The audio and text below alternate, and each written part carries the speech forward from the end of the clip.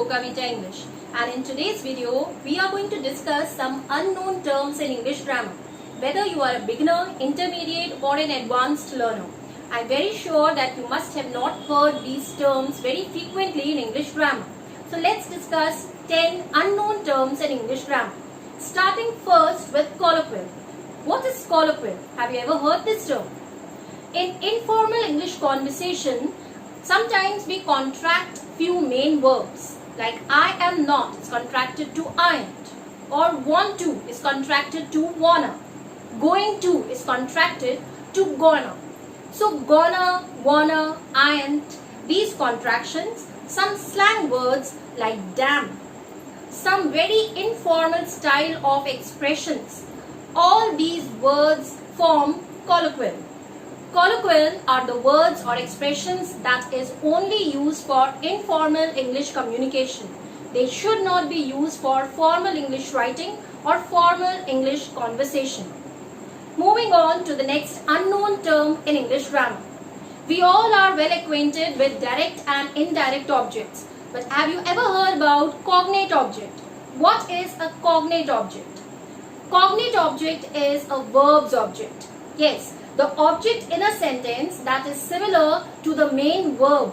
For example, he slept a troubled sleep. Here, the cognate object is sleep and the main verb is slept. He slept asleep. Here, slept and sleep both are similar in meaning, where cognate object sleep is similar to slept. They fought a fierce fight. Fought a fight again is similar. That means it's a cognate object. He sang a sad song. Sang a song is another example of cognate object. So now you know what cognate object is. Let's move on to the next term, unknown term of English grammar, that is pre-modifier. By the word it's very clear, pre means placed before, to modify. The word that is used or that is placed before the noun in a sentence to modify the noun or to add to the meaning of the noun is pre-modifier. For example, they sold the cursed house. In this sentence, house is the noun and pre-modifier is cursed. What kind of house? Cursed house. So cursed is adding meaning to the noun house in a sentence. It is acting as pre-modifier. Next is synthesis. Synthesis is a basically term taken from science, where NaNCl is synthesized to produce NaCl. In English grammar, when we talk about synthesis, it is a combination of simple, compound and complex sentences to form another kind of sentence. That is, for example, he sprang up to his feet, he ran away. These are two sentences. If we want to combine these two simple sentences and frame one sentence, we have to use a participle or a preposition, or there are many different ways to combine. Let's take a participle. He sprang up to his feet, he ran away. Can be combined into springing up to his feet, he ran away. So this is an example of synthesis of sentences in English grammar. In English grammar, synthesis of sentences is just opposite to transformation of sentences that you must have heard about. Moving on to the next unknown term in English grammar, that is stative verbs. Stative is something that is fixed at one place. But when we talk about verbs, it is always taught that verbs are the words in action. So how can the action words be fixed in one place? It can be when the context or when the sense is not demanding for change in number of persons or in tenses. For example, the words like see, hear, smell, taste, feel, look, have and understood. These words, when they are used and the person is not changing, there is no change in the number of persons, in the subject and in the tense, then it is a stative verb. For example, I see or I do not see any difference. I see that there is a lot of change in our society. So here the main verb see is not changing at all, but the context is changing every time. This is stative verb. Let's have a look on other 5 pre-definitions of 5 unknown terms. The other unknown terms in English grammar are dynamic verbs. Dynamic verbs are just the opposite of the stative verbs that we have done just now. Stative verbs remain fixed at one place. The dynamic words are the words in progression. They keep on changing and keep on moving. And that is what the function of a verb is. The verb is always in action. It is never at rest. So, dynamic verbs are the verbs that always are in continuous form. To move, to run, to hit, to intervene. All these are examples of dynamic verbs. Have you ever heard this word dynamic verbs in English grammar before?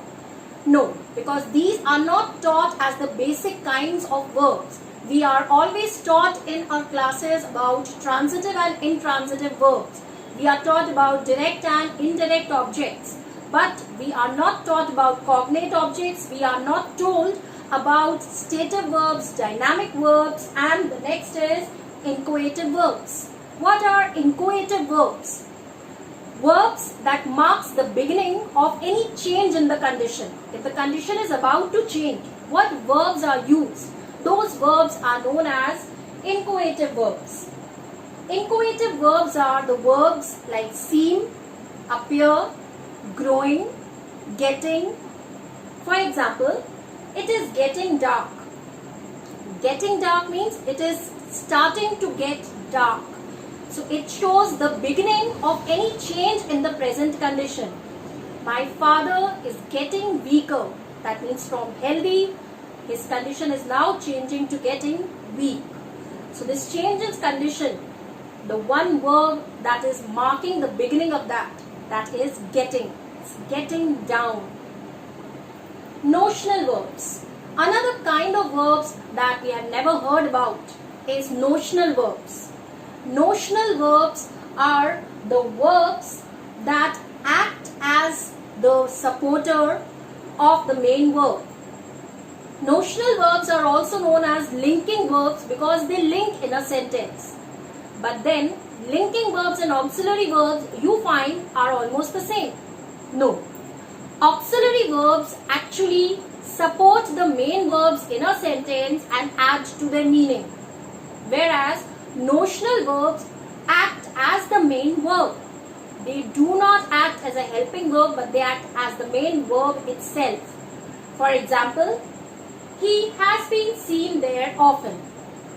In this sentence, seen is the notional verb and has been is the supporting or auxiliary verb.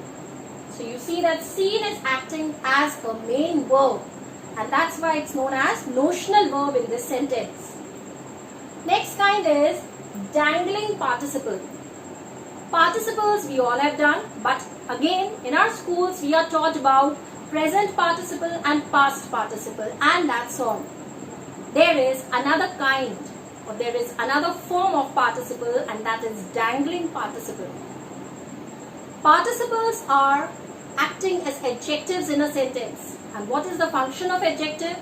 Adding quality to noun or pronoun. That means if there is an adjective in a sentence, it is qualifying either a noun or a pronoun in a sentence. Adjective needs a noun or a pronoun to qualify. Without noun or pronoun, it will be helpless. It will not make any sense. It will be dangling. Yes. Dangling means something that is moving to and fro without any support. A participle that is moving here and there without any support, that means without any noun or any pronoun. What word to qualify? That is a dangling participle. In modern English grammar, dangling participle is acceptable in few cases. Let's see an example. Being a cold morning, I didn't go to office. Here, being is a participle. It's a present participle because it is ending in ing. But just immediately after being, you do not find any noun or a pronoun. There's an article a. But if you read the sentence, it is still making sense. So this participle is a dangling participle. Modern English grammar has now frequently used these kinds of participles and now have accepted. But actually the sentence should be, it being a cold morning, I didn't go to office. That actually should be the correct way. And dangling participle is still in question whether to use or not to use by grammarians. Moving on to the next unknown term in English grammar, that is split infinitives. Again, split means something that is broken apart or away. Split infinitives. By infinitives we understand 2 plus verb. Always whenever we are using infinitive, we are adding 2 to the verb. But there is a possibility that between 2 and verb also you can insert something else. Again, according to the traditional grammar, this is wrong. It is against the rules of grammar. But in modern day English spoken, we find many of the advanced learners also inserting adverbs between 2 plus verb, and the sentence is still making sense. That means these kind of sentences or these kind of split infinitives is too much in use nowadays. So very soon it will be acceptable and will be a part of English grammar. Let's see an example. I ask you to kindly grant me 1 day leave only. I ask you to grant me 1 day leave only. 2 plus verb is to grant. Yes, but kindly, that is an adverb that is inserted in between 2 plus verb, 2 plus grant. That is still making sense, and that is known as split infinitives. Again, split infinitive and its usage is a question for English grammar, but very soon it will be acceptable. So I'm sure that all these 10 kinds of verbs and infinitives and new kinds of English terms in English grammar has added somewhere to your knowledge. If you want me to bring more such relevant videos, do not forget to subscribe my channel, and I'll be bringing new videos, informative videos for you every Wednesday and Saturday. Till then, keep learning. Thank you.